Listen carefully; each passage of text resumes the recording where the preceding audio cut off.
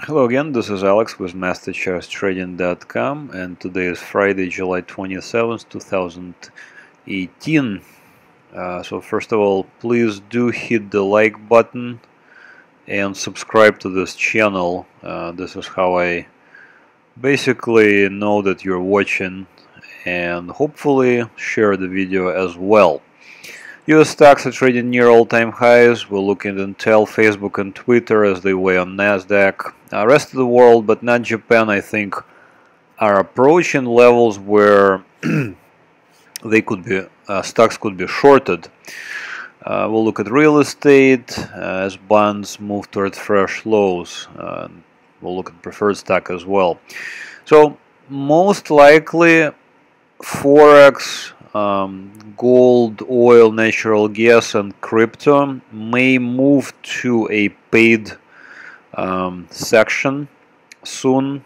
So hopefully, because I'm getting quite a bit of requests, especially for Forex, to share the indicators that I'm using at MasterCharts Trading, and hopefully we will also get MetaTrader indicators up and running. So that's what's in the making. Alright, let's look at stocks, S&P 500, ETF SPY. So we are approaching fresh highs, very close to fresh highs. Fresh highs are like not even 1% away here. The price action is pretty unequivocally bullish. For example, you can see the arrows here, and these are actual alerts that the subscribers received, and all of this were successful because we calculate our position with we put our stop relatively far away at the yellow line, and by extension we calculate our position to be small enough to handle such a wide stop. I prefer wider stops on stocks, and on Forex and commodities I prefer tighter stops. So I'll show you what I mean later in the presentation. But again, here overall I see a bullish chart moving towards fresh highs. IWM, this is small caps, also are very close to fresh highs. So again, unequivocally bullish chart. Here are a couple of alerts from my subscribers. Here's QQQ. So QQQ made a high on the 25th of July 2018, just a few days ago. This is a fresh new high, and now we pulled back. Now notice that this pullback is relatively mild, even though we had something like a record drop for a stock in the history of United States stock market. So here is that stock, and it's called Facebook. So in one day we had almost a 20% drop, just an enormous gap. What does this chart mean? Why is there such an enormous gap? Because there were no transactions recorded between the opening on the 25th of July and the opening on the 26th of July in this area between 217 and 175 or so. In other words, pretty much everybody wanted to sell and nobody wanted to buy. So there were no buy orders here. Not a single buy order was executed in this area here. So a sell order was, sell order and finally a buy order was executed somewhere around, 176, 180 here. Not a good sign in general. I would caution I did caution my subscribers against it. It's not yet an outright bearish chart, and we could see that something of maybe not as big of a magnitude, but something of similar nature transpired in March of this year. You can see a relatively big drop here, but notice that actually this arrow here, this was an alert for my subscribers. So if they got on this, they were able to lock in big profits. if they got out in time. So the trick is, of course, always get out in time. That you will most likely learn with experience. Because usually what I do is I take money off the table and I advance my stop. So that in case of a collapse such as this, at least I have a small profit. At the very least I have a small profit, or at least no loss. Let me see. Intel, INTC. Also weighing on NASDAQ. You can see a drop below the blue line here. These are my indicators, by the way. So earnings, for some reason, they don't like the earnings. The powers maybe did not like the earnings here. So it dropped, but it's still a bullish chart. I would still consider buying it, especially if we turn around and close above this blue line. This is my favorite pattern of late. So let me show it to you on SPY, S&P 500. You can see that quite often the price drops below this blue line, as for example here in April, May of this year, and then it finally closes above this blue line. Again, these lines can be, you can find out more about this at MasterCharts Trading, but I can share these lines with you on TradingView. That's all you needed to know. So anyways, you can see a drop below the blue line and then a rally. So this is what when I like to buy, usually is on close above my indicator line, above the blue line.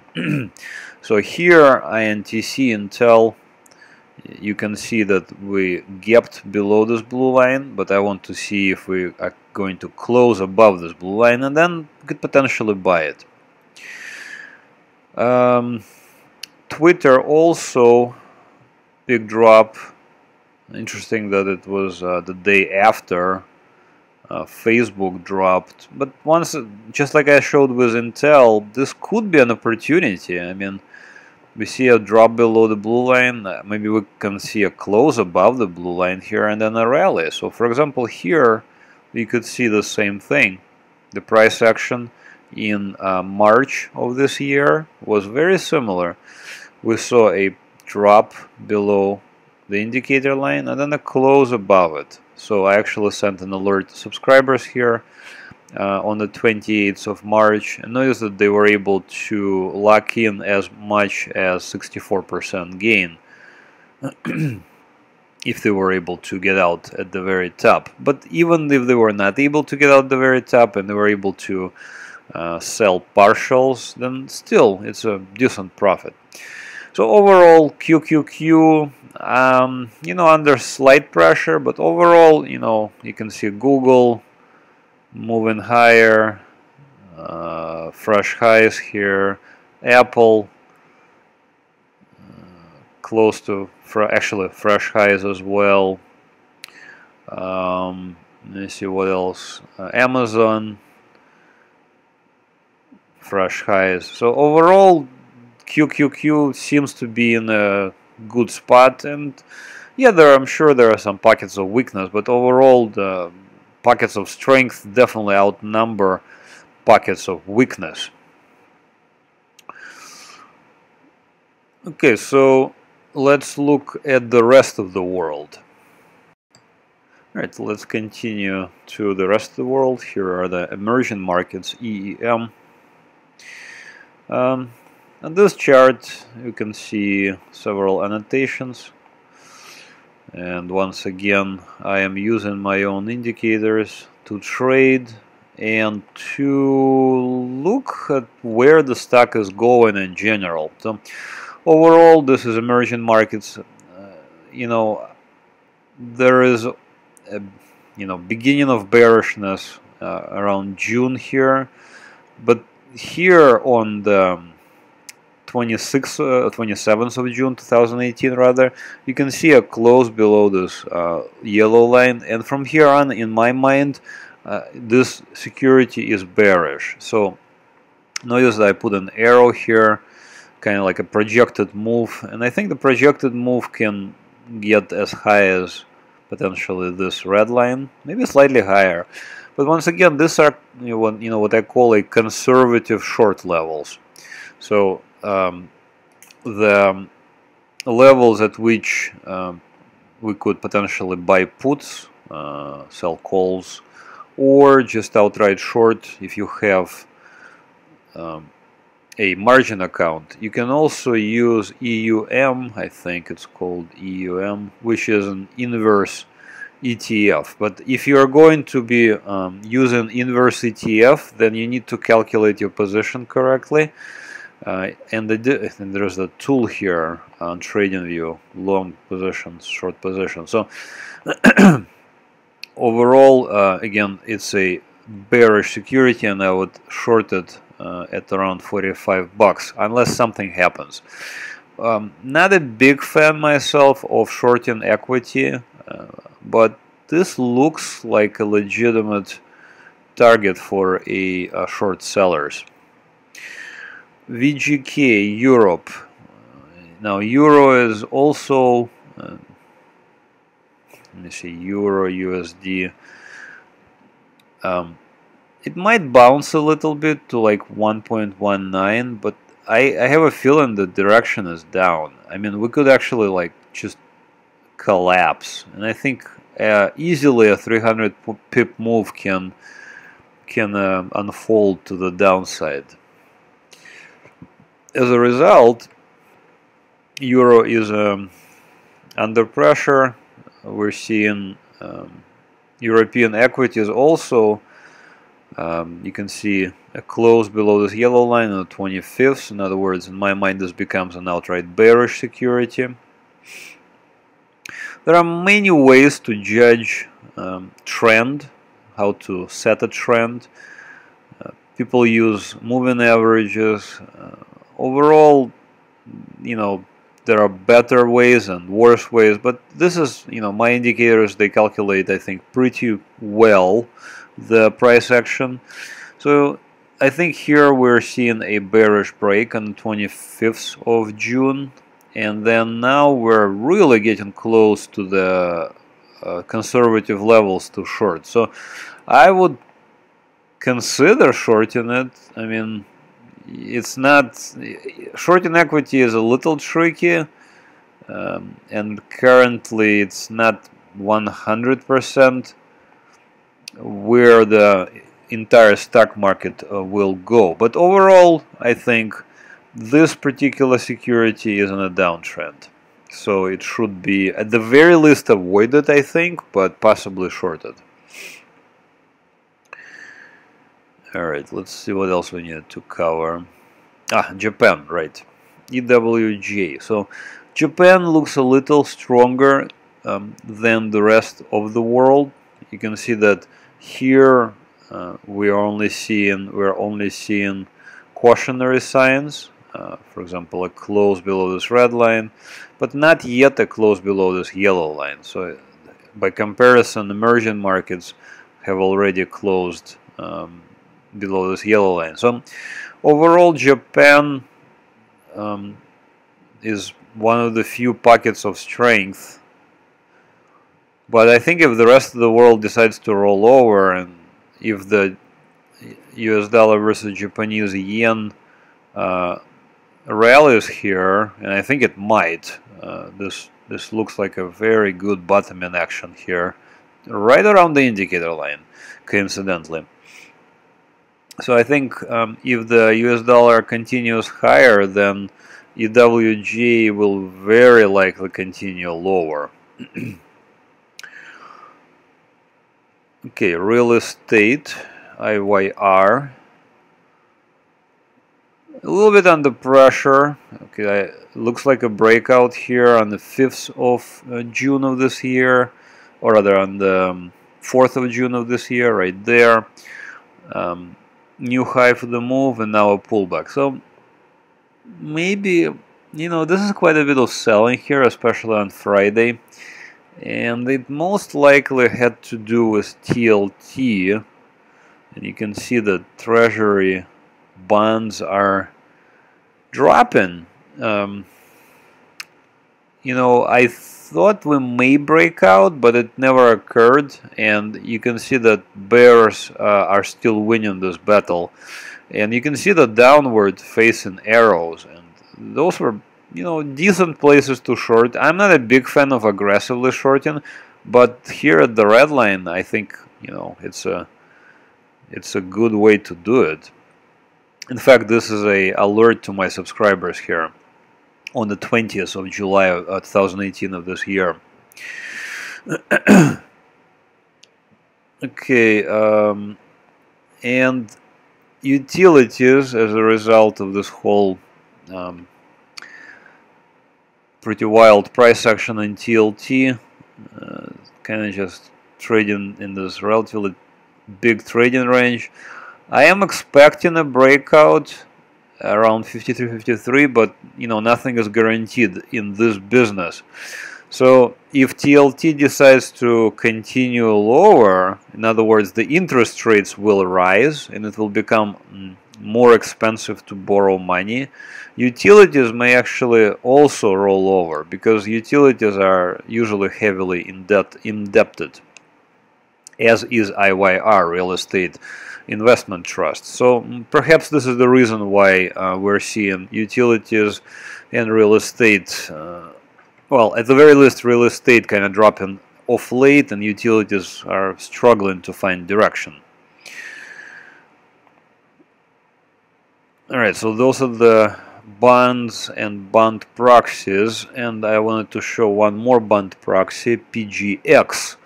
Here the indicators just caught the price action beautifully. You can see on the 6th of July 2018,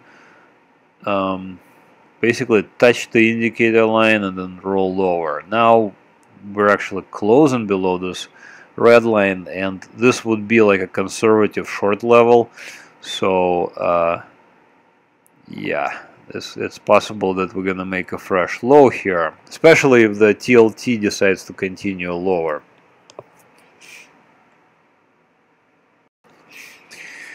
All right, so let's look at Forex action, and like I said, the Forex, gold, commodities, natural gas, and crypto most likely will go towards the paid subscriber section.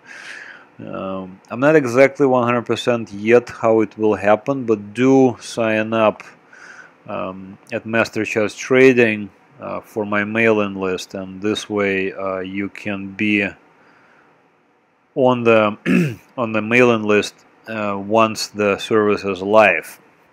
So let's look at dollar index first of all. Here's DXY. That was the breakout on the 25th of May of this year. Basically from here on we should be looking to buy. Me personally, I prefer to be buying around the blue line. So there's the breakout. We can just buy on breakout. Additionally, there was this nice opportunity when the indicators curved, and then there's another close above the blue line here on the 12th of June, and then from there on we see a fresh high for the move on the 19th of July right there. I'm still expecting a, I think we might still pull back to around 93, so this will obviously will give relief to the various currencies, so euro versus US dollar. A pull back to 1.19 is likely, but we can also just collapse from here. So me personally, I wouldn't be contemplating going long at all. I would only be thinking about shorting this instrument. Where would I short it? If we, by some miracle, get up to 1.19, that would be just a great place to short. British pound versus US dollar, even weaker. You can see a breakdown on the 29th of May. Here's an awesome opportunity to short. Fresh low for the move, now a pullback. So one 1.337 would be a good level to watch, and again to potentially short there. US dollar versus Japanese yen I already showed, but I'll show again. So interesting bottoming action here around the blue line. Notice there's 4 times the indicator was pierced. So far the close were still above the blue line. So looks bullish. It looks like US dollar will win this battle. I think the fresh highs are quite likely here. Yeah.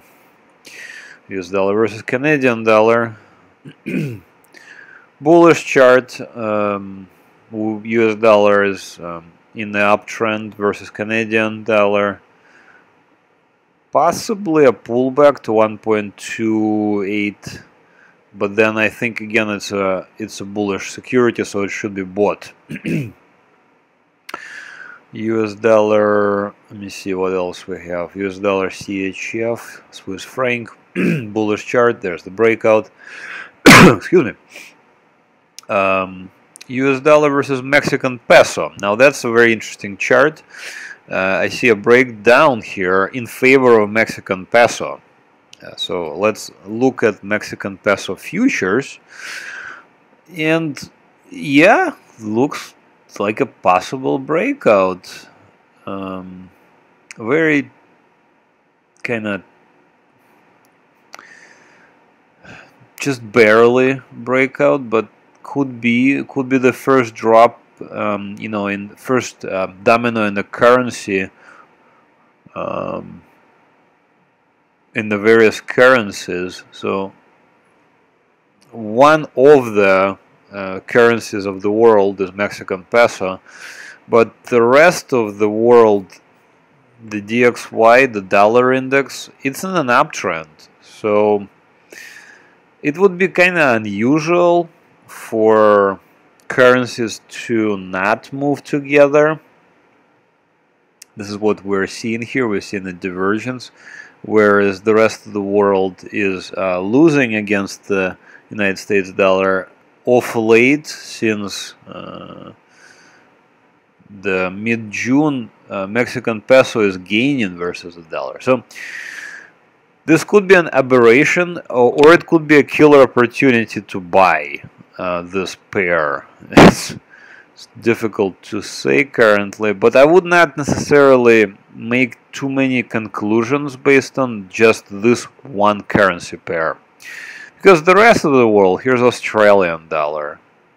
Obviously US dollar is winning, fresh lows here for the this currency pair. New Zealand dollar, same thing. US dollar versus Swedish krona.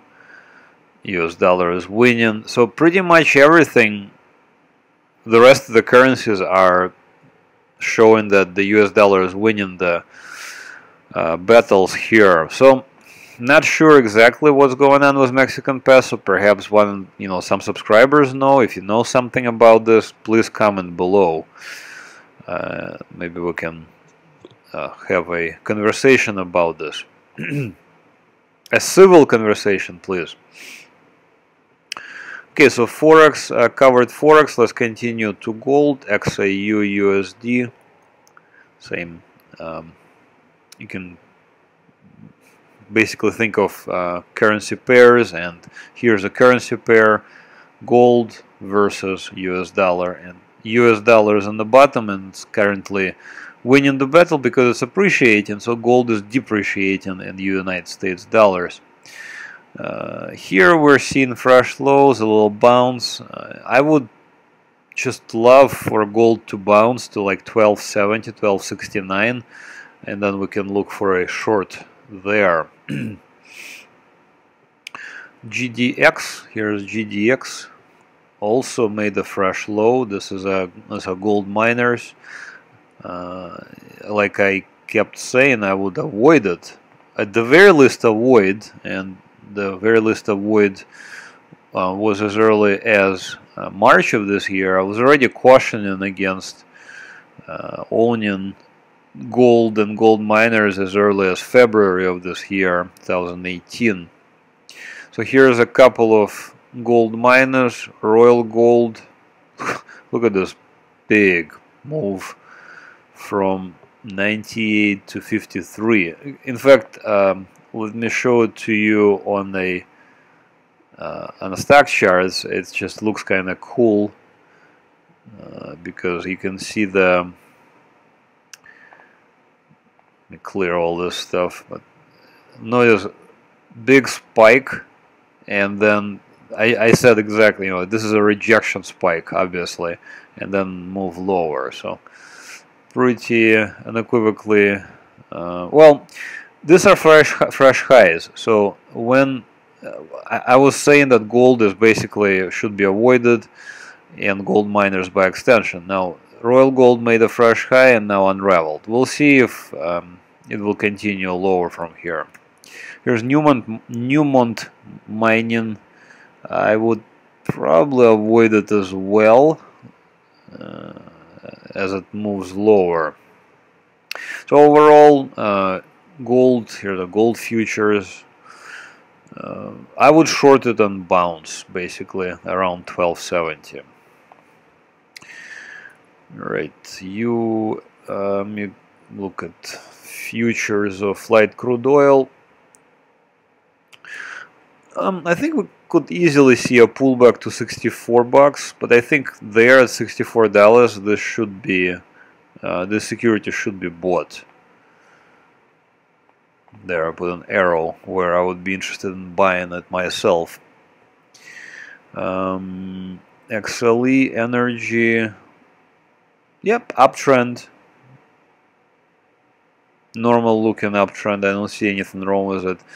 US oil, again, also normal looking uptrend. I would expect a pullback to around 64, where oil should be considered for buying. Natural gas. Here's a natural gas. Now this arrow on the 29th. It was put in here during one of the videos. A little bit later on, a couple of days later, a few days later, I put in this long arrow. So overall, you know, basically the predictions came true. Currently we're bouncing around the yellow line, but if by some miracle natural gas gets up to, you know, $2.90 or even $3, then definitely to be shorted. Alright, let's continue to cryptos. Here's Bitcoin. You know, bearish. I would avoid pretty sizable rally from 6,000 to like 8 and something. I would still short it possibly now, but I would much prefer to short it around 11,000 if you have a large enough account to even do that. Here's Ethereum. Not even a bounce, really, just a feeble bounce of some sort. Here, old alerts during the video resulted in a nice gains, 36%. If it ever gets up to currently 752, I think it should be shorted as well. LTC USD, Litecoin versus US dollar. I don't even see any bounces, but yeah, this is a bearish security. EOS versus US dollar. This alert, or rather this arrow again, was put in during one of the videos, and this was also. So even if you shorted it right there on breakdown, that's 25% gain, basically 24.5% gain. Alright, so that's it for this week's recap. Please head over to MasterCharts Trading, click on alerts and indicators, and sign up for one of the services. Now, this will be restructured in the near term. Currently, you know, I have basically alerts only, and I have alerts and indicators, and obviously you want the indicators because you can trade yourself on and you can chart it via TradingView. But I am thinking about adding a higher level, like a VIP or a custom service, where you will be able to send me a list of your stocks, and then I will look at them and try to see where those stocks are going, to basically analyze them. And then additionally, I'm thinking about opening a Forex trading here as well. So we will see. Nothing is written, nothing is in stone, obviously, but we will get there. Okay, that's it for this week's recap. Again, if you liked the video, please share it and also hit the like button. Thanks for watching. Bye-bye.